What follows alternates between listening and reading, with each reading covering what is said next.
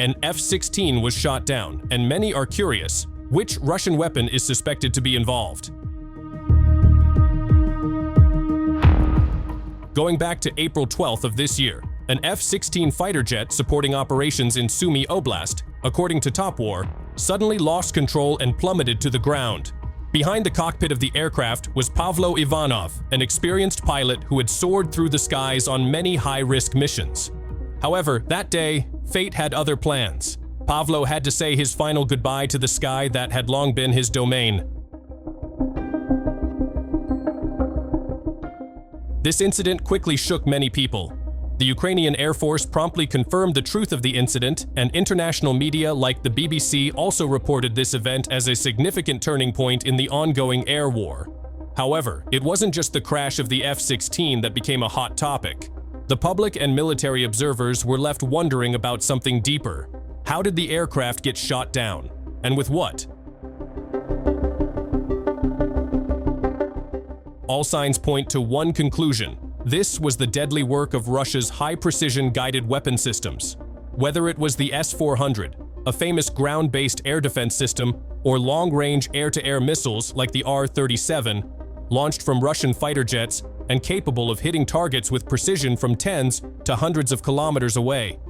Can Ukraine and its allies be sure they are facing such an accurate threat?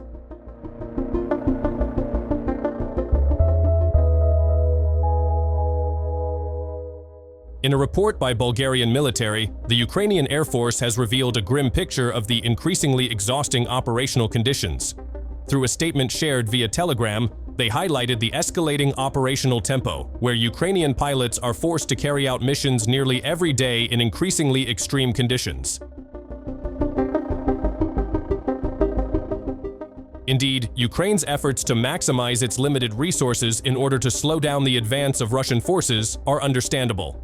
However, behind this effort lies a significant challenge that cannot be overlooked.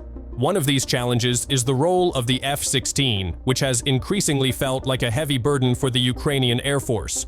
While this fighter jet was designed to be a strategic weapon, the reality is that the F-16s that have only recently been delivered have encountered more difficulties than providing solutions. The delayed delivery of the F-16s became one of the first obstacles. This long delay forced Ukraine to rush into understanding and operating the aircraft, despite many technical aspects still being inadequate. Limited spare parts, secure airfields for operations, and a lack of trained ground crew made the F-16 not a tool of assistance, but rather a challenge that drains energy and resources. As a multi-role jet, the F-16 has high demands on both skills and operational readiness. The training required to master it usually takes months, even for experienced pilots. However, in reality, many Ukrainian pilots were given less than a year to train. This is far below the standard of training that should be provided, causing tension and frustration among Ukraine's military personnel. Moreover, countries involved in providing training, such as the United States, Denmark, and France, are facing similar challenges in terms of training capacity. The United States can only train a handful of Ukrainian pilots at a time, while other countries like Denmark and France can only accommodate 8 and 10 pilots respectively for intensive training. This situation exacerbates the frustration felt by the Ukrainian Air Force, which now views the F-16 not as a helpful jet, but as an additional burden hindering their performance on the battlefield. And behind the F-16's combat record, there are many factors that show the F-16 cannot play a role when faced with the expanding Russian air defense systems. Let's explore how this could be the case.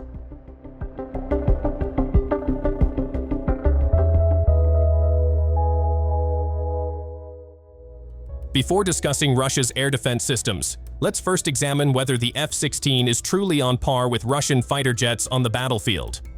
An article published by the Defense Horizon Journal highlights the limitations of the aging F-16 when facing Russia's military superiority, especially when pitted against the Su-35. The Russian jet is equipped with the R-37 Beyond Visual Range missile, allowing the Su-35 to detect and engage targets faster and more accurately than the F-16. From a radar technology standpoint, the differences between the two aircraft become even more apparent.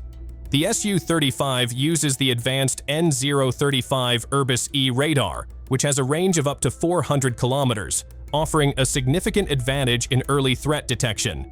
In contrast, the F-16, which has undergone a midlife update, is equipped with the ANAPG-66V2 radar, whose range is limited to just 110 kilometers. This difference in detection range provides the Su-35 with a strategic edge, underscoring how outdated the F-16 has become.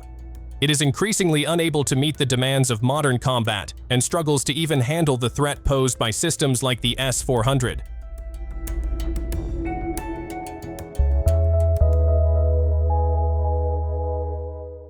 More critically, when the F-16 faces Russian air defense systems, one of the biggest challenges is radar detection, which is becoming increasingly advanced in its ability to track and lock onto targets.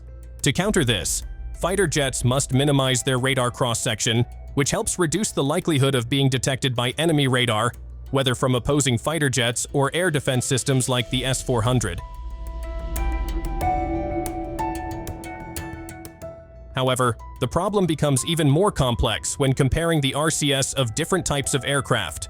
For instance, the RCS of the Su-35, an advanced Russian fighter jet, is known to be twice as large as that of the F-16. This means that if the S-400 air defense system is positioned near the front line, the F-16 will be forced to fly lower to avoid radar detection. However, flying at low altitude presents a new set of challenges. Flying at low altitudes, the F-16 will experience increased aerodynamic drag, which reduces both its speed and missile range. This significantly reduces the effectiveness of missiles like the AIM-120, which are crucial in medium-range aerial combat. In the context of fighting against Russia, this increased drag could make the F-16 less effective, as the missile's ability to cover long distances would be reduced.